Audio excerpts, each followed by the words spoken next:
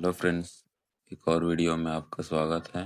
आज की वीडियो में वेव्स इन मीडियम वाले चैप्टर से मोस्ट इम्पोर्टेंट डेरिवेशन करने वाले हैं, जिसमें है एक समान तनाव वाली डोरी के अनुप्रस्थ तरंग मतलब ट्रांसवर्स वेव के वेलोसिटी का फॉर्मूला जो है डिराइव करेंगे। तो देखते हैं, किसी तनी हुई डोरी अनुप्रस्थ तरंगों का अध्ययन करने के लिए आदर्श डोरी उस चीज को मान के चल रहे हैं जिसकी लंबाई उसकी चौड़ाई या मोटाई की तुलना में जो है बहुत अधिक होती है। एक तनी हुई आदर्श डोरी में अनुप्रस्थ तरंग के संचरण हेतु कुछ जैसे कि डोरी में जो है तनाव का मान इतना होना चाहिए कि उस पर गुरुत्वीय प्रभाव नगण्य माना जा सके, और इसी प्रकार जो टेंशन का वैल्यू होता है वो सभी जगह एक समान होना चाहिए। तीसरा होता है डोरी जो है पूर्णतः लचीली होनी चाहिए। चौथा होता है कंपन के साथ डोरी की लंबाई नहीं बढ़नी चाहिए। यहाँ पर चित्र हम मान लेते हैं और बी जो है एल लंबाई का एक डोरी है जिसमें टेंशन फोर्स लग रहा है, और जो है ए और क्यू के बीच जो है फंसा गया है। ये जो डोरी है वो ए और क्यू के बीच फंसा हुआ है। डोरी पर जो टेंशन जो है टी इतना जो अधिक होना चाहिए ताकि हम जो है गुरुत्वीय बल को नगण्य मान सकें, नेगलेक्ट कर सकें।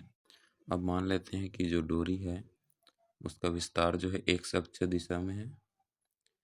यदि इस डोरी को वाई अक्ष की दिशा में थोड़ा सा खींचा जाता है तो यह अपनी जो है लंबाई के लंबवत दिशा में जो है कंपन करती है। जैसे ये लंबाई है, इसकी दिशा के लंबवत जो है कंपन करने लगती है, ऑक्सीलेट करने लगती है। माना कि जो विजन पॉइंट जो है वो से एक्स दूरी पर डोरी का अल्पांश पी और क्यू लेते हैं। इसकी लंबाई डी एक्स है, डेल एक्स, तथा अल्पांश ए बी की विस्थापन स्थिति जो है पी डैश और क्यू डैश है। चूँकि डोरी जो है पूर्णतः लचीली है और लंबाई में न बढ़ने वाली माना गया है, अतः जो पी क्यू होगा, जो पी क्यू की डिस्टेंस होगी, लंबाई होगी, वही पी डैश क्यू डैश की भी होगी, मतलब डेल एक्स होगी दोनों की। तथा क्यू पर अनुप्रस्थ विस्थापन क्रमशः y तथा y प्लस डेल y हो तो p डैश क्यू डैश के निर्देशांक जो है ये हो जाएगा एक्स वाई, और ये हो जाएगा क्यू डैश का निर्देशांक एक्स प्लस डेल एक्स और वाई प्लस डेल वाई हो जाएगा। अब देखते हैं यहाँ से डेरिवेशन स्टार्ट होता है। अब डोरी के अल्पांश पी डैश क्यू डैश पर एक्स अक्ष की दिशा में परिणामी तनाव मतलब रिजल्टेंट टेंशन निकाल लेते हैं एक्स एक्सिस के दिशा में, डायरेक्शन में। तो जो टी एक्स होगा वो T cos phi minus del phi minus T cos phi हो जाएगा। जो है T cos phi minus D phi, इसको माइनस कर देना है टी कोस फाई से एक्स अक्ष के अनुदिश में। इसी प्रकार डोरी के अल्पांश डैश क्यू डैश के कारण वाई अक्ष दिशा में परिणामी तनाव मतलब वाई एक्सिस के डायरेक्शन में T sine phi minus T sine phi minus D phi ले सकते हैं। क्योंकि विस्थापन बहुत कम है, अर्थात फाई व फाई माइनस डेल फाई के मान भी जो है अति अल्प मतलब बहुत कम होगा, जिससे cos phi minus D phi जो है लगभग इसकी वैल्यू जो है लगभग कोस फाई के बराबर होगा। इक्वेशन फर्स्ट से हम लिख सकते हैं इसके जगह में ये वाली वैल्यू, तो T X is equal to T cos phi minus T cos phi हो जाएगा, जो कि 0 हो जाएगा।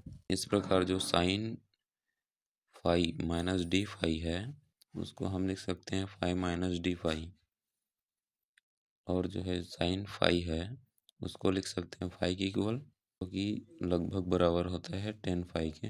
इक्वेशन सेकेंड से देखते हैं।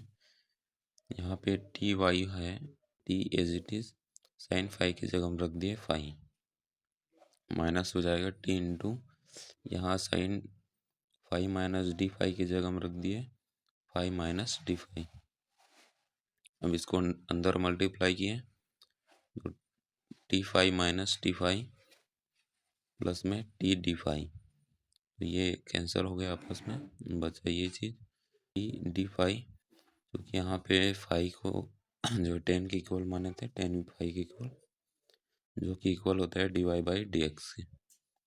तो यहाँ पे हो जाएगा टी डॉट में d into D Y by D X. अब यहाँ से जो है डी एक्स का मल्टीप्लाई और डिवाइड कर देते हैं, बाई में D X, D Y by D X as it is, और डी एक्स यहाँ पे मल्टीप्लाई में, यहाँ डिवाइड में, यहाँ मल्टीप्लाई में। मल्टीप्लाई होगा तो जो टी वाई निकलेगा वो इक्वल होगा T D two Y by D X two into में डी एक्स के।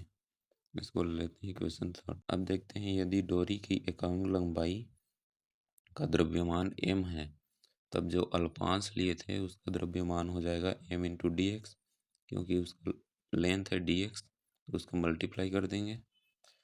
अब जो न्यूटन के दूसरे नियम से अल्पांश पर बल, जो अल्पांश पर लगने वाला फोर्स है, वो इक्वल होगा जो अल्पांश का द्रव्यमान इंटू में त्वरण। तो यहाँ पे द्रव्यमान है m इंटू डी एक्स, और जो त्वरण होता है वो D two Y by D X square होता है। इसको ले लेते हैं इक्वेशन 4।